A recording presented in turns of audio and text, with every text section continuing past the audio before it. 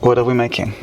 Sweet potato brownies. Today we are going to make sweet potato brownies. We take out the sweet potato from the oven, we peel it, and with a fork we are mashing it into a ball. We are adding about quarter of a cup of coconut oil. We're gonna use flour, 1 cup of, as much chocolate as you want. And we are going to gently fold it. Because we want the dough to be airy. Fudgy texture that is maybe a little bit similar actually to... Everything in the end is similar texture to hummus.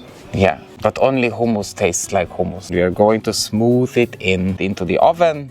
Kiss it goodbye. You should put it out of the oven to cool down a bit. And only then slice it, because otherwise it's gonna fall apart into a million pieces. You can keep it in the fridge for a long, long time. That is it for today. Shouldn't we say the tip for those who want to make the spicy one? Ooh.